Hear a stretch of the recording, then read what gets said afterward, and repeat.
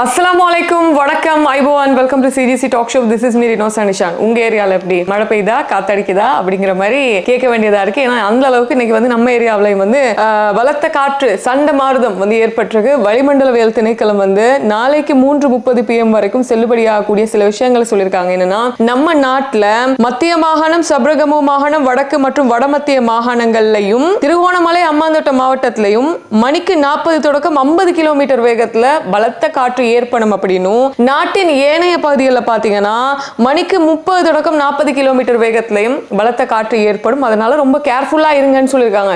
நேத்து கூட நாவலப்பிட்டிய மாப்பகாந்த ஏரியாவில் உங்க எல்லாருக்கும் தெரியும், ஒரு மரம் சரிந்து விழுந்ததுல என்ன ஆகிச்சு அப்படின்னு சொல்லிட்டு. அவ்வளவு பெரிய மரம் காத்தடிச்சு விழுந்திருக்கு அப்படின்னா எவ்வளவு பெரிய மரம், அதை யோசிச்சு பாருங்க. அதனால இந்த மழை காலத்துல வந்து ரோட்ல மரத்து கீழே நிக்கிறது, அதுக்கப்புறம் ஸ்பீடா வண்டி ஓடுறது அப்படின்னு சொல்லிட்டு போகாதீங்க. கொஞ்சம் கவனமா இருந்துக்கோங்க. இதை நாங்கள் உங்களுக்கு ஆரம்பத்திலே வந்து சொல்லிக்க விரும்புகிறோம். ஒரு வெளிநாட்டு செய்தியை வந்து பேசிட்டு அதுக்கப்புறம் வந்து உள்நாட்டு செய்தியை பத்தி பேசலாம் அப்படின்னு இருக்கேன். அண்மை காலங்களாக, அதாவது ஹஜ் சீசனில் வந்து டொனால்ட் ட்ரம்ப் அப்படின்னு சொல்லக்கூடிய ஒரு எரும மாடு வந்து ரொம்ப ஃபேமஸாக இருந்தது. இன்றைக்கி அதை பற்றி இன்னொரு செய்தி வந்திருக்கு.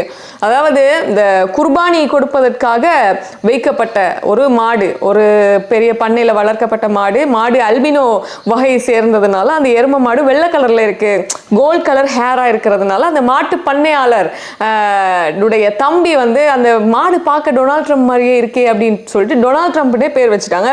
அதுக்கப்புறம் பங்களாதேஷில் இருக்கக்கூடிய அந்த மாட்டு பண்ணையில் எல்லாருமே பார்க்க தொடங்கிட்டாங்க. இப்போ டொனால்ட் ட்ரம்ப் மாதிரி மாடு ஒன்று இருக்குப்பா அப்படின்னு சொல்லிட்டு பார்த்தா அவர் என்ன சொன்னார்னா, டொனால்ட் ட்ரம்ப்னு பேர் வச்சாலும் ரொம்ப சாதுவான, ரொம்ப அடக்கமான ஒரு மாடாக இருக்குது அப்படின்னு சொல்லியிருக்காங்க. இது ஏற்கனவே ஒருத்தருக்கு விற்கப்பட்டிருக்கு, ஹஜ்ஜுக்காக வந்து அறுப்பதற்காக விற்கப்பட்டிருக்குன்ட்டு பார்த்தா இது அதை தாண்டி மக்கள் இதை பார்க்குறதுக்கு வந்து ஆமாம் இல்லை டொனால்ட் ட்ரம்ப் மாதிரியே இருக்குல்ல அப்படிங்கிற மாதிரி போயிட்டு இருந்துச்சு. அதுக்கப்புறம் பங்களாதேஷ் அரசு என்ன பண்ணுச்சு, அவங்களே வந்து காசை கொடுத்து டாக்காவில் இருக்கக்கூடிய ஜூவில் கொண்டு போய் அதை வந்து விட்டாங்க. பாவம் வேணாம், அறுக்க வேணாம் அப்படின்னு சொல்லிட்டு அந்த தோற்றத்தால் அந்த மாட்டுக்கு வந்து வாழ்வு பாருங்க, அந்த மாடு வந்து இறக்கலை, இப்போ வந்து ஜூவில் வந்து இருந்துட்டு இருக்கு. இப்படி இருக்கிற பட்சத்தில் இப்போ ஒரு 1 வீக்காக ஜூவில் தானே இந்த மாடு இருக்கு. இந்த ஜூவில் வந்து இதை வந்து வச்சிருக்கிறதுனால இதை வந்து முடியலாம், டெய்லி வாடுறதும், அதுக்கு வேற ஃபேன் எல்லாம் போட்டு அதை ரொம்ப ரொம்ப அழகாக வச்சிருக்காங்க, செழிப்பாக அதை வந்து வச்சிருக்காங்க. அதுக்கு வந்து வாழ்வை பாருங்க.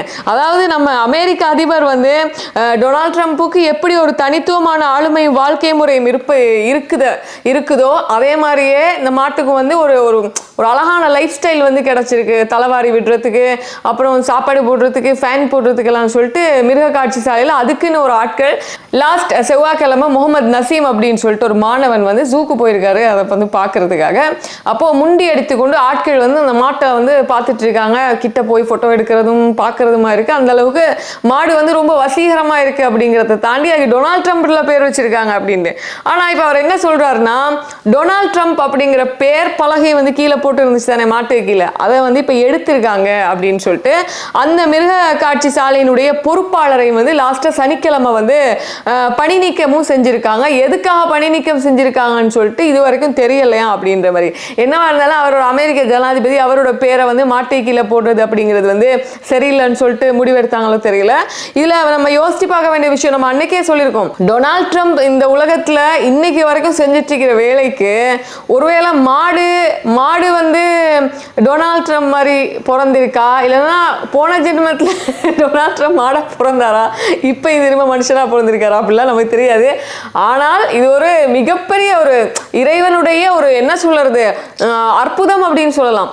ஒரு உலக தலைவர், ஒரு நாட்டினுடைய தலைவரே இந்த உலகம் வந்து ஏசி தீத்திட்டு இருக்கிற டைம்ல மாடு எவ்வளோலாம் ஏசிருப்பாங்க அவர் செய்கிற வேலைக்கு, இஸ்ரேல் பிரதமரோட சேர்ந்துட்டு செய்கிற வேலைக்கு.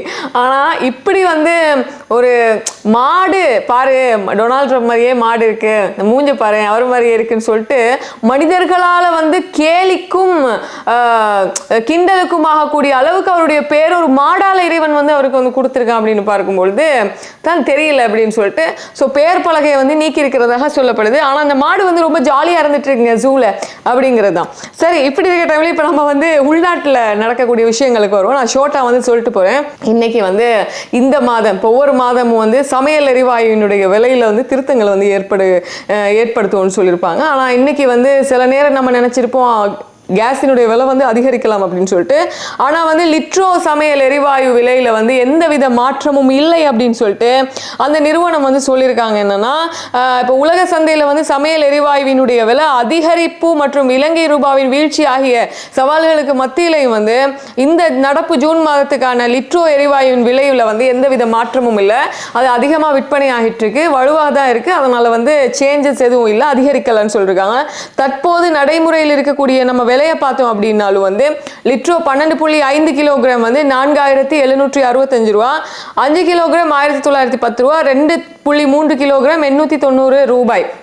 இங்கே என்ன விஷயம் அப்படின்னா 3 நாட்களுக்கு முன்பாக சொல்லிட்டாங்க இன்னொரு 3 நாட்களில் நாங்கள் வந்து எரிவாயு சிலிண்டர்களினுடைய விலைகளில் திருத்தங்களை வந்து ஏற்படுவோம்னு சொல்லிட்டு நிறைய பேர் அன்னைக்கே நிறைய பேர் கேஸ் சிலிண்டரை பதுக்கி இருப்பாங்க. நம்ம கேஸ் வாங்க போனால் வந்து கேஸ் இல்லைன்னு தான் சொல்லுவாங்க. நாங்களும் ஒரு 1 வீக் முன்னாடி வந்து போய் கேட்கும் பொழுது இல்லை அப்படின்னு சொல்லிட்டாங்க. அதுக்கப்புறம் வேறொரு இடத்துல பஸாருக்கு போயிட்டு அங்கே போய் ஒரு இடத்துல எடுத்துகிட்டு வந்தோம். இப்படி வந்து என்ன ஆகும் அப்படின்னா இந்த ஒரு எக்ஸ்பெக்டேஷன் தான், கூட்டிடுவாங்களோ தெரியாது, கூட்டினா நமக்கு சான்ஸ் தான், இல்லைனா அவ்வளோதான் அப்படிங்கிற மாதிரி. இப்போ கூட்டம் இல்லை குறைக்கவும் இல்லை அதே எவ்வளோ தான் அப்படின்னு சொல்லியிருக்கு. இதே மாதிரி தான் லாப்ஸ் எரிவாயுனுடைய சமையல் வாயுனுடைய விலையும் வந்து எந்தவித மாற்றமும் இல்லை, அதே ப்ரைஸ் தான் அப்படின்னு வந்து அந்த நிறுவனம் வந்து அறிவிச்சிருக்காங்க. அதனால நீங்கள் பயப்பட தேவையில்லை, இந்த மாதம் ஃபுல்லாக பழைய விலையிலே வந்து போகலாம். இப்போ கேஸ் விற்கிறவங்களுக்கும் பிரச்சனை இல்லை, வாங்குறவங்களுக்கும் பிரச்சனை இல்லை. அடுத்த மாதம் எப்படின்னு நமக்கு வந்து சொல்ல தெரியாது.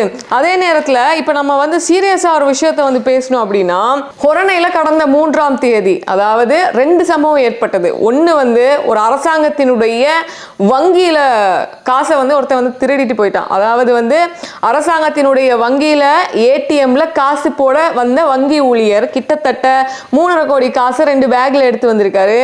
வந்த டைமில் ஒருத்தர் வாண்டடாக வந்து பேக்கை பறிச்சுட்டு போன சம்பவம் அதிகமாக வந்து கேள்வி பட்டோம், நம்ம பேசப்பட்டது. எப்படி அரச வங்கியினுடைய காசு எப்படி அவ்வளோ ஈஸியாக வந்து அடிச்சுட்டு போவோம் அப்படின்னு சொல்லிட்டு இன்னைக்கு வந்து நீங்கள் பார்த்தீங்கன்னா அந்த வங்கியினுடைய உதவி முகாமையாளர் மற்றும் பாதுகாப்பு அதிகாரியை வந்து அரெஸ்ட் பண்ணியிருக்காங்க. என்னன்னா அந்த ஆட்களினுடைய மொபைல் ஃபோனுக்கு வந்து கால்ஸ் எல்லாம் செக் பண்ணியிருக்காங்கன்னு நினைக்கிறேன். அதே நேரத்தில் அந்த வங்கிக்கு பக்கத்தில் உள்ள சிசிடிவி ஃபுட்டேஜஸ் எல்லாம் வந்து செக் பண்ணியிருக்காங்க அப்படின்னு வந்து சொல்லப்படுது. ஸோ இவங்களுடைய துணை இல்லாமல் இவங்களுடைய சப்போர்ட் இல்லாமல் வங்கியில் உள்ள காசை ஏடிஎம்ல போட வந்த காசை ஒரு திருடன் வந்து அவ்வளோ ஈஸியாக திருடிட்டு போக மாட்டான், எவ்வளோ தைரியம் வேணும் அப்படிங்கிற மாதிரி இந்த விஷயம் வந்து போயிட்டு இருக்கு. இது வந்து 3ஆம் தேதி ஒரு 2:30 மணி வாக்கில் நடந்தது ஹொரணையில். அதே டைம்ல தான் ஹொரணையில் நடந்த இன்னொரு விஷயம் 5 மணி டு 6 மணிக்குள்ள நடந்த 5:30 to 6 மணின்னு வச்சுக்கோங்களேன், அது அங்குருவா தோட்டையில் நடந்த முதியோர் இல்லத்தில் நடந்த ஃபயர் ஆக்சிடென்ட். இது தொடர்பாக ஒவ்வொரு நாளும் பல விஷயங்கள் வந்து நடந்துட்டு இருக்கு. நம்ம நேற்று அது தனிப்பட்ட ஒரு காணொலியை வந்து கொடுத்திருந்தோம். அது பத்தி அதனுடைய நிர்வாகியாக இருந்தவர் தான் லொக்குவையா அப்படின்னு சொல்லக்கூடியவர். நீங்க ஃபேஸ்புக்ல யூடியூப்லலாம் பார்த்துருப்பீங்க. அதை பத்தி நம்ம நேற்று பேசியிருக்கோம். அவர்கிட்ட வந்து அந்த ஏரியா அதாவது மில்லனிய களுத்துறையில் இருக்கக்கூடிய மில்லனிய பிரதேசிய சபாவை இருக்கு இல்லையா, அந்த பிரதேச சபாவினுடைய செயலாளர் வந்து என்ன சொல்லியிருக்காங்கன்னா நீங்கள் வந்து இதை வந்து ரெஜிஸ்டர் பண்ணுங்க அப்படின்னு பல முறை சொன்னாங்களாமா. ஏன்னா அந்த நிறுவனம் வந்து அரசாங்கத்தில் வந்து ரெஜிஸ்டர் பண்ணப்படலை அப்படிங்கிற விஷயம் உங்களுக்கு தெரிஞ்சிருக்கும்னு நினைக்கிறேன். பல முறை வந்து அவரை கூப்பிட்டு வச்சு இதை வந்து பதிவு செஞ்சு கொள்ளுங்க அப்படின்னு சொல்லி சொன்னாங்களாமா. பட் அவர் பதிவு செய்து கொள்ளவில்லை அப்படின்னு வந்து சொல்லப்படுது. அதனால தான் இந்த விஷயம் வெளியே போயிருக்கு அப்படிங்கிற மாதிரியும் அவங்க வந்து சொல்லியிருக்காங்க. இதுல என்னன்னா அந்த செனஹெச கெதல்ல வந்து இப்போ நம்ம முதியோர் இல்லம் அப்படின்னு சொன்னாலும் அதில் நான் முன்னாடி சொன்ன மாதிரி 8 முதியவர்கள் தான் இருக்காங்க. மற்றது எல்லாமே ஸ்பெஷல் சைல்ட்ஸ் இருக்காங்க, மனநல கோளாறுகள் இருக்கக்கூடிய குழந்தைங்க இருக்காங்க. அப்போ அதனால வந்து இது ஏன் இப்படி பண்ணாங்க அப்படின்னு சொல்லலை. இப்போ அவரை வந்து அரெஸ்ட் பண்ணி வச்சிருக்காங்க இல்லையா 11ஆம் தேதி வரைக்கும். இப்போ இது தொடர்பாக உங்களுக்கு ஒரு விஷயம் சொல்லி ஆகணும். கிராமிய அபிவிருத்தி சமூக பாதுகாப்பு மற்றும் சமூக வலுவூட்டல் அமைச்சுக்கு கீழே தான் இந்த முதியோர் இல்லங்கள் வந்து வருது.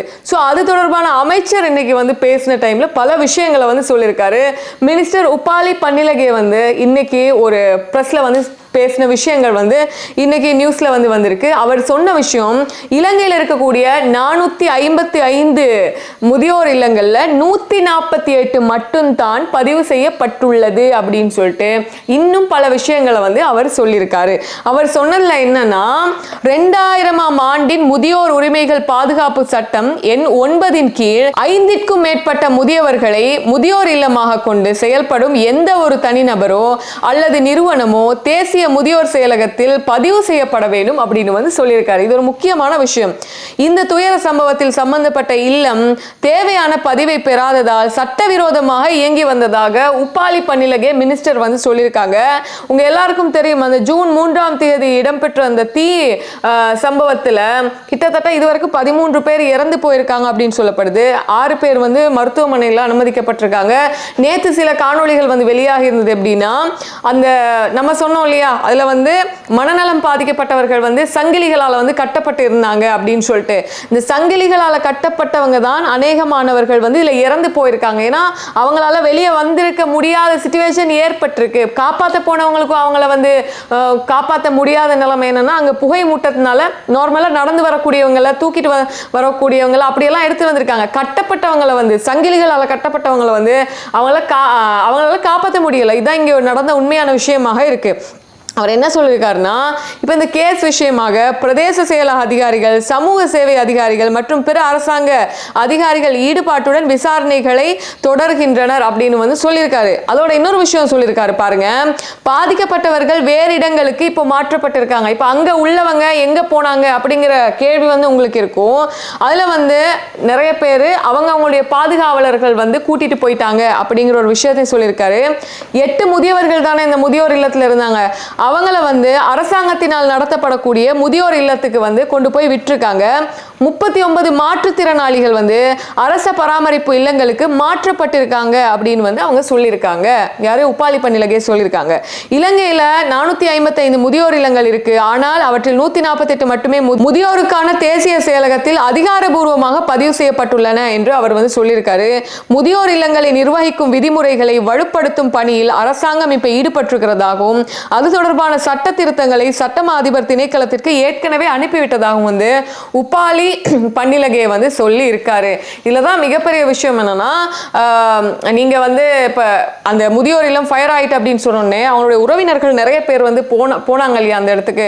அதுல தானே அவங்க சொல்லியிருந்தாங்க 75,000 வேணும், கட்டணம் செலுத்தி தான் சேர்க்கணும், ஒருத்தர் 35,000 வந்து கொடுக்கணும், 5 ஊழியர்கள் தான் இருந்தாங்க அவ்வளோ பேருக்கும். கரெக்டா அந்த ஒரு ஃபயர் ஆனா அதுக்குரிய எமர்ஜென்சி வேக்கு எதுவுமே வந்து அங்க வந்து எந்த ஒரு பாதுகாப்பு விதிமுறைகள் வந்து இருக்கல அப்படிங்கிற மாதிரி தானே சொல்லியிருந்தாங்க. ஆனாலும் அந்த இல்லத்தை வந்து நடத்திட்டு வந்த இசுரு ஐயான்னு சொல்லக்கூடிய அந்த லொக்கு ஐயாவுக்கு வந்து ரொம்ப சப்போர்ட்டர்ஸ் வந்து இப்ப நிறைய பேர் இருக்காங்க. அந்த மனுஷன் வந்து எவ்வளோ அழகா வந்து பார்த்துக்கிட்டாரு அந்த ஆட்களை. பாருங்களேன், இப்படி ஒன்று ஆயிடுச்சு தானே அப்படின்னு சொல்லிட்டு நம்ம வந்து பார்க்காம எதுவுமே வந்து பேசக்கூடாது. அங்கே உள்ளவர்களும் வந்து ரொம்ப சந்தோஷமாக இருக்கிறதாக தான் வந்து பேசிக்கிறாங்க. இப்போ கொடுக்கக்கூடிய காணொலிகளையும் கூட நாங்கள் ஹாப்பியாக தான் இருந்தோம், எங்களை எங்கேயும் அனுப்பாதீங்கன்னு சொல்லி அழுகிற கூட காணொலிகளை வந்து பார்க்கக்கூடியதாக இருந்துச்சு.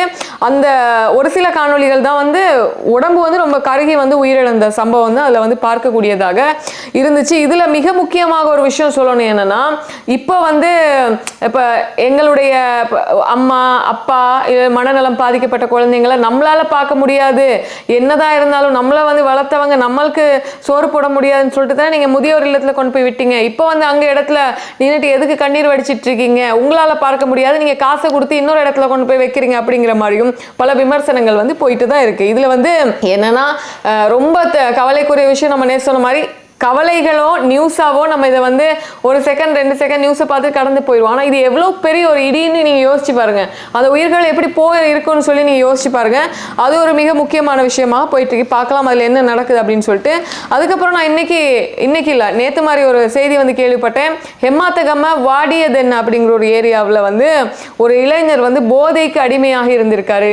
இருந்த டைம்ல வந்து அவருக்கு போதை பொருள் கிடைக்கல அப்படின்னு சொல்லிட்டு தன்னோட வீட்டில் பெற்றோர்கள் இருக்கிற சமயத்திலேயே தன்னை மாய்த்து கொண்டார், தூக்கிலிட்டு மாய்த்து கொண்டார், அவர் வந்து இல்லாமாக்கிக்கிட்டாரு அப்படிங்கிற மாதிரி ஒரு இளைஞர். யோசிச்சு பாருங்க இன்றைய சமூகத்துல வந்து என்ன மாதிரியாக இருக்கு அப்படின்னு சொல்லிட்டு. முன்னாடி எல்லாம் வந்து நம்ம சொல்லுவோம் முஸ்லீம் ஊர்களில் வந்து பார் இருக்காது, மதுபான சாலைகள் கிடையாது, அவங்க வந்து குடிச்சிட்டு ரோட்ல வந்து இது பண்ண மாட்டாங்க, எந்த ஒரு ஃபெஸ்டிவல்ல செலிப்ரேஷன்ல வந்து குடிச்சிட்டு தடமாற மாட்டாங்க. ஆனா இப்போ வந்து நிறைய நம்மளுடைய எல்லா சொசைட்டிக்குள்ளேயும் முஸ்லீம்களா இருந்தாலும் சரி தமிழர்கள் எல்லாரும் இப்போ வந்து நீங்க யோசிச்சு பாருங்க, நம்ம சொசைட்டில மட்டும் இல்லை எல்லா சொசைட்டிலையும் வந்து குடி அப்படிங்கிறத தாண்டி குடிக்கிறாங்க, ரோட்ல விழுந்திருக்காங்க அப்படிங்கிற அந்த மரபு வந்து போயிட்டு இப்போ வேற மாதிரியான ஒரு போதை கல்ச்சருக்கு வந்து நம்ம இளைஞர்கள் வந்து அடிக்ட் ஆகிருக்காங்க அப்படின்னும் பொழுது ரொம்ப யோசிக்க வைக்க வேண்டிய விஷயமா இருக்கும். நிறைய பேருக்கு வாட்ஸ்அப்பில் வந்திருக்கும், அது புகைப்படம்லாம் போட முடியாது,